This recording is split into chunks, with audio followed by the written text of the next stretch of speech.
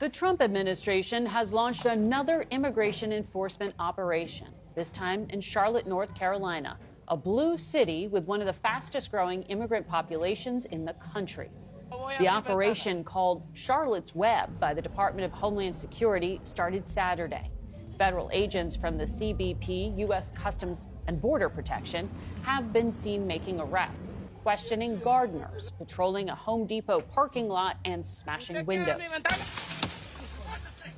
Trump administration officials tell our immigration reporter Camilo Montoya Galvez that New Orleans is the next Border Patrol operation planned for this month. Donald Trump's mass deportation bullshit kicked off in Charlotte, North Carolina on Saturday, with Border Patrol agents arresting about 81 people in immigrant neighborhoods. These fascist fucks are rounding up families, terrorizing community, all to feed Trump's fascist wet dream of making America great by ripping apart lives. And this video is actually not about that. Instead, I want you to look at this shit. Video shows an ICE agent right there in the car, enforcing this nightmare like it's just another day in the office. Meanwhile, this commenter says, Asians been real quiet. Speak up.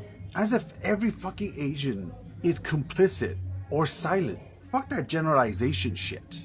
ICE and Border Patrol are packed with agents from every damn background. Black, white, Latino, Asian, you fucking name it. You talk like your fucking colors not in a box of crayons. Anyways, I'm just here to tell you, I don't like your comment. I don't appreciate your comment.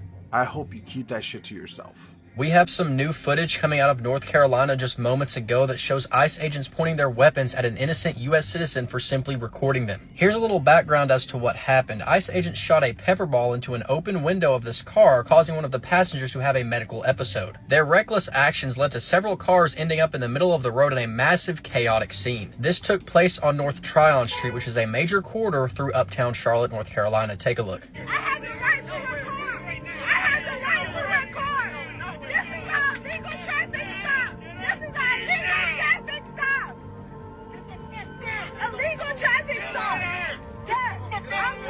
This is the America that Trump has created. Federal agents are behaving like an occupying force, pointing firearms at innocent people for recording them. Filming law enforcement is, of course, a constitutional right, but ICE agents treated this woman like she was an enemy combatant. It says a lot about who these people are when their first instinct is not de-escalation, but rather intimidation and force. What makes this situation even worse is the fact that all of this chaos was caused by an ICE agent firing a pepper ball into an open vehicle. Those, of course, are not harmless. They can cause asthma attacks, cardiac distress, and panic episodes. And in this case, it immediately put a passenger into a health crisis. But the agents, of course, didn't care. They fired anyway at point-blank range into a car filled with people. Breaking news, Charlotte, North Carolina is now the next target of the immigration crackdown, and federal agents could roll in as early as this weekend.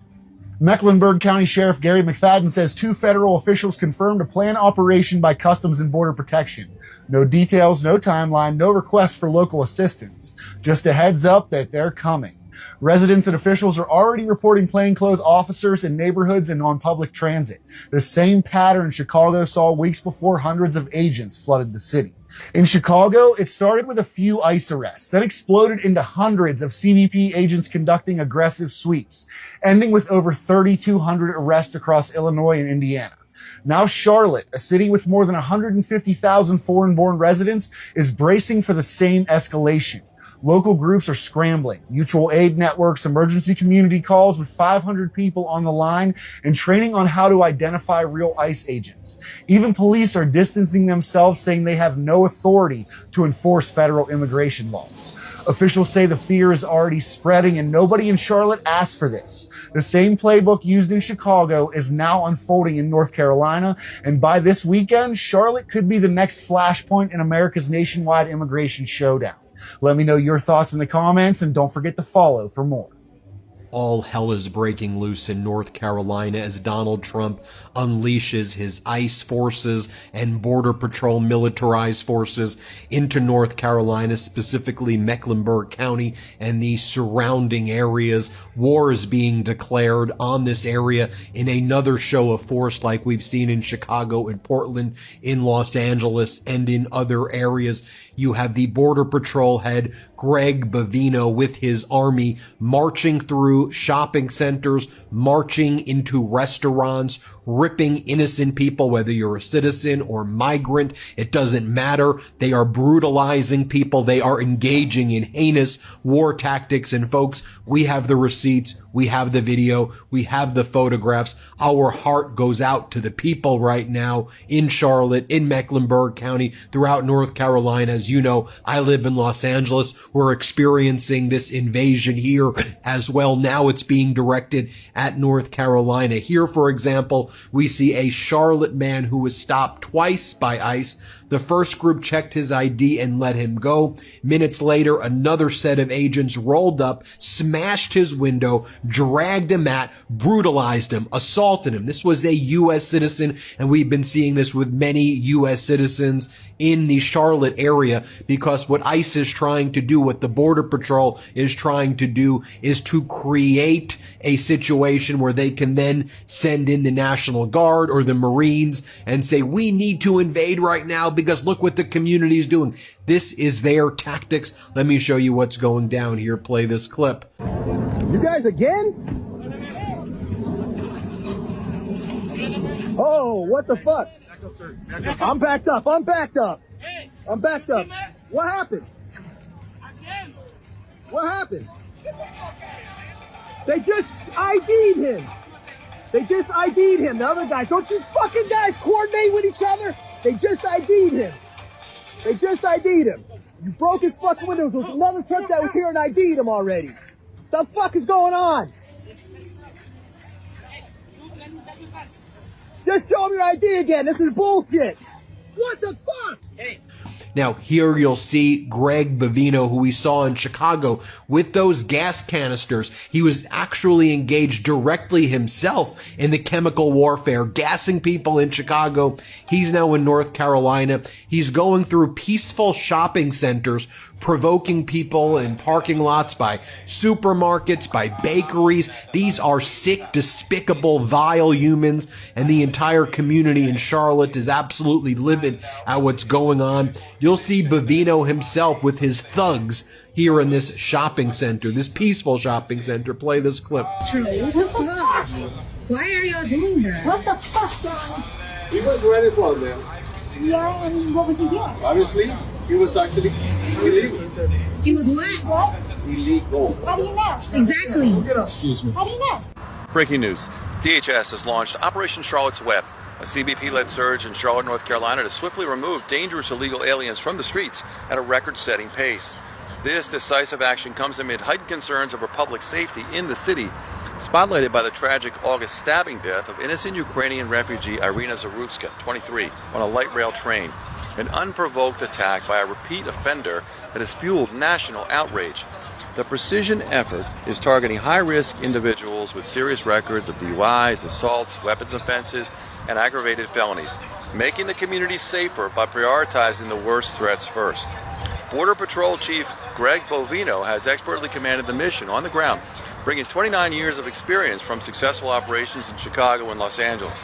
His proactive leadership and real-time X updates have kept the public informed, showcasing the removal of repeat offenders whose presence has turned Charlotte into a basket case under the watch of its incompetent Democrat Mayor V. Lyles. The operation has bolstered public safety, with many Americans praising the focus on criminal illegal aliens and demanding accountability for local leaders who have allowed violent crime to escalate there. I'm Joseph Bovino, America First immigration and business attorney.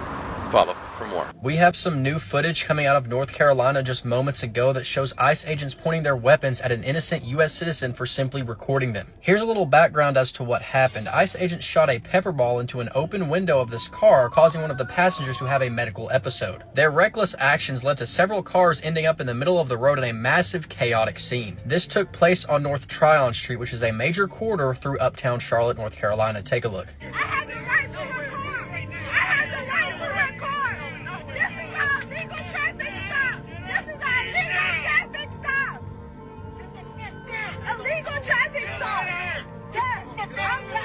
This is the America that Trump has created. Federal agents are behaving like an occupying force, pointing firearms at innocent people for recording them. Filming law enforcement is, of course, a constitutional right, but ICE agents treated this woman like she was an enemy combatant. It says a lot about who these people are when their first instinct is not de-escalation, but rather intimidation and force. What makes this situation even worse is the fact that all of this chaos was caused by an ICE agent firing a pepper ball into an open vehicle. Those, of course, are not harmless. They can cause asthma attacks, cardiac distress, and panic episodes. And in this case, it immediately put a passenger into a health crisis. But the agents, of course, didn't care. They fired anyway at point-blank range into a car filled with people. To the Trump administration's latest round of sweeping immigration raids. This time, it's in Charlotte, North Carolina. Federal agents raided job sites and parking lots, arresting dozens of people over the weekend as part of what they're calling this Operation Charlotte's Web. The raids were met with protests and objections from local leaders in a city that, well, prides itself on welcoming immigrants. Federal immigration agents swept across Charlotte over the weekend, from landscaping gigs to shopping centers, arresting 81 people on Saturday alone. And yesterday, the Department of Homeland Security said a U.S. citizen drove a large van at law enforcement mid-operation, ramming cars and injuring an officer before he was arrested. The immigration raids drew protests in a strongly Democratic city where around 18% of residents were born outside the U.S. A lot of friends and family and acquaintances who say that they're not going out. They're having their kids who are citizens go and pick up their clothes and food for them. Customs and Border Protection Chief of Patrol Gregory Bovino uploaded photos of several people who were apprehended, claiming they are in the country illegally and outlining their alleged criminal histories. But in videos posted online, some who were detained said they do have legal status. That includes Willie Isatuno, who was filming as federal agents broke a window of his truck before detaining him Saturday, even though he says he's a citizen. They threw me to the ground, and I always have my papers with me in my bag, he said. They didn't care. I told them many times. Once the agents did look at his documents, Isatuno said he was allowed to walk back to his car. Any level of coordination with local or state officials has been basically non-existent. Mark Jarrell is the chair of the Mecklenburg County Board of Commissioners. People are scared. They're living in fear. I don't know who is being targeted. I don't know if it's a community or if it's individuals. Commissioner Jarrell also told us that it is unclear whether federal agents will continue sweeping Charlotte in the days ahead, or for that matter, where they could be. Next, internal Homeland Security preparations obtained by CBS News have listed New Orleans as the next target for immigration raids. North Carolina is following in the footsteps of Gavin Newsom by mocking the way that Trump types on Truth Social. Take a look at this post. They say the big, beautiful tariffs are making inflation great again. The greatest increase in inflation since the pandemic, many are saying. Herbert Hoover, Lil Hoover they call him, had the Great Depression, but no one remembers him. Sad. Under Trump, America will have the greatest depression in American history. I really hope that more people hop on this trend of mocking Trump in the way that he types on Truth Social, because it's ridiculous that a president of the United States would be doing that. And he should honestly be ashamed of himself in the way that he types on there. He makes our entire country look like a joke. But this post right here attacks Trump's many economic failures while also bringing up Jeffrey Epstein, both very important subjects. July's wholesale prices have skyrocketed, the largest increase we've seen in 3.5 years because of Donald Trump's tariffs. His whole campaign, he said that he was going to release the Epstein files and lower inflation. When he gets into office, what does he do? The exact opposite. So I'm glad that more people are starting to mock Donald Trump, because what he's doing is insulting to the integrity of the United States. Jeffrey Epstein followed Trump's travel plans all throughout his first presidency. Let's take a look at what this information says. So according to the newly released emails, there are a ton of mentions of Trump, obviously. But on November 25th, 2016, just a few weeks after Trump was elected president the first time, Epstein's pilot Larry Visosky wrote, "Trump is still scheduled to depart Sunday, blah, blah, blah. They're talking about Trump's travel plans." And Epstein replies back, "We'll let you know tomorrow morning." Then on December 2nd, 2017, Epstein received another email that said, "Trump in our neighborhood today. Looks like he's going to 740 Park for a fundraiser." And disturbingly, one visitor waiting outside Epstein's home made a joke about Trump while waiting to get inside. This visitor wrote in the email, quote, "I'm at the door, but I will wait for my time. I don't want to come early. to find Trump in your house, they wrote, adding 2 smiling emojis. Their name was redacted. And this is interesting, these emails were long after Trump said that he was no longer seeing Epstein at all, and yet it was still a joke in Epstein's inner circle that Trump might be in Epstein's house at any moment. He was over there so much that this is literally a joke.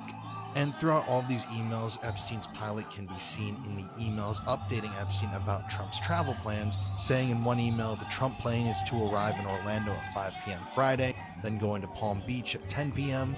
He writes again he'll keep you posted if times change. And interestingly, Vysotsky, Jeffrey Epstein's pilot, had more information on Trump on September 30th, 2017, when he wrote to Epstein, "I hear President Trump arrives in St. Thomas on Tuesday, FYI."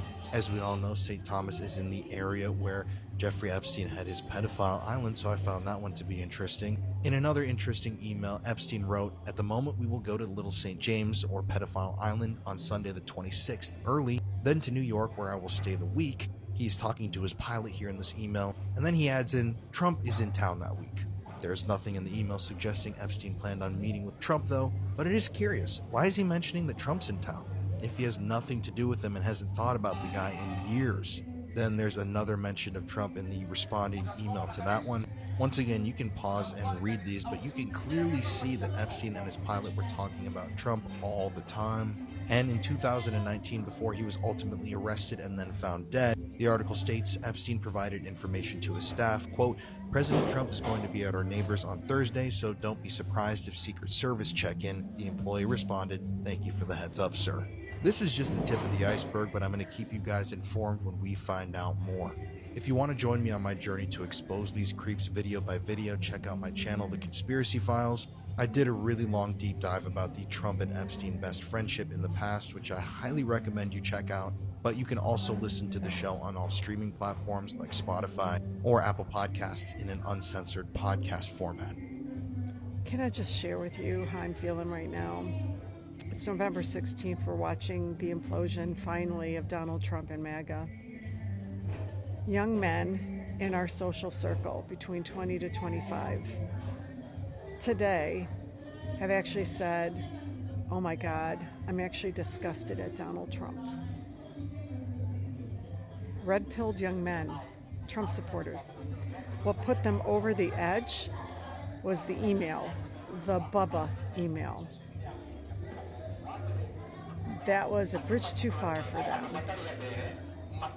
And they also said, "God, I don't know, it just feels like he's a cult leader." I mean, it's happening. I just want to remind everybody of a couple things regarding Bubba. The movie The Apprentice did a little bit of a decent job showing how Roy Cohn, who gave birth to the evil Donald Trump, who himself was evil as well, was flamboyantly gay, highly sexualized, and multiple evenings every week held sex parties with openly gay sex right when you walked in the front door. You can read about it. It goes beyond what the movie captured. And Donald Trump was at those parties. He was at those parties. He was at those parties. And I want to remind everybody what Elon Musk tweeted on June 5th of this year. And he removed it very shortly after. "You're so proud of the one-liners you wrote. It must be hard to talk shit with that DICK in your mouth at real Donald Trump." And then under it he wrote, "Mark this post for the future. The truth will come out." So I'm sitting here thinking, this insanity, both from Donald Trump and the people who voted for him, has caused so much pain to this country, so much pain. I mean, just think of all the Hispanic people here not breaking the law, working hard. Maybe they overstayed their visa, just a civil infraction. But the neo-Yahtzee men hired by ICE, tearing apart these families, destroying these families, sending them to be abused in these detention centers, paid for you and by me, by a man in the headlines right now. Trump. That women have been subjugated because of this creep and his followers to baby-making machines, demonized for wanting to further their education. Black people, almost every day now, confronted by MAGA supporters who literally want to commit physical violence against them.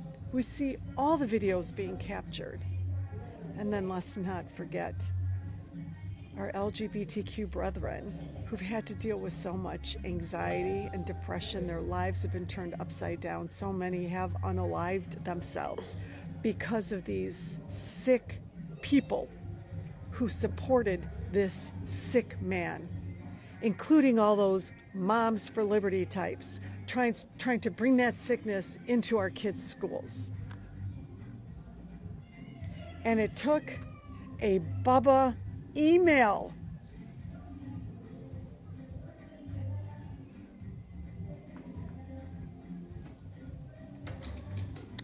I can't encapsulate the disgust and anger I feel.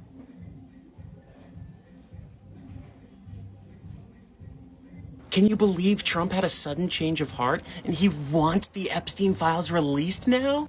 Wrong. Trump wants the Epstein files buried now more than ever. And you need to know his sinister plan to permanently block the release of the Epstein files. So Pam Bondi and the FBI at Trump's request are now officially investigating Epstein's involvement in relationship with Clinton and others, Democrats. Bondi said the department will pursue this with urgency and integrity. In other words, open this investigation before they can release the Epstein files. And voila! At this point, Trump can take a breath of fresh air and stop trying to prevent the release of the Epstein files. Now he can play the good guy and say, oh, release them, go ahead. Any lawyer will tell you that even if Congress overwhelmingly votes to force the Department of Justice to release all the Epstein files, the DOJ can't. If there's an open investigation relating to the Epstein files, no matter what, the DOJ cannot legally release the files until the investigation concludes. Pam Bondi and the DOJ can just keep this investigation open forever. Obviously not forever, and I'm not a lawyer, but you know what I mean. They're gonna keep this investigation open as long as possible. So there you have it. Donald Trump is gonna use an open investigation into Epstein as their way to prevent the documents from going public. Honestly, it's kind of a brilliant plan. Super evil, but brilliant. On top of them keeping the Epstein files buried and protecting pedophiles, Trump gets to look like the good guy, the good president who had a change of heart. Then, darn, we didn't succeed at releasing the files because of the investigation that I demanded Pam Bondi open? Shucks, we tried. Why else would Trump suddenly want an investigation specifically into Bill Clinton and other Democrats, and at the same time have a sudden change of heart, doing a complete 180, completely changing his mind about the files, unless there's some other legal maneuver that Democrats and other people who want the Epstein files released can do to release them? I don't know, you'll have to let me know in the comments. Please, please, please share this video and tell other people about this. We cannot let our country be caught off guard when we suddenly find out when it's too late that, Epstein files are buried. There's an investigation open. We can't release them. Let's stay one move ahead of the Trump regime. The victims need justice, and we cannot let this administration keep protecting pedophiles. If you're not passionate about this like I am, you should be. Stopping Donald Trump from protecting pedophiles and himself is what's called being on the right side of history.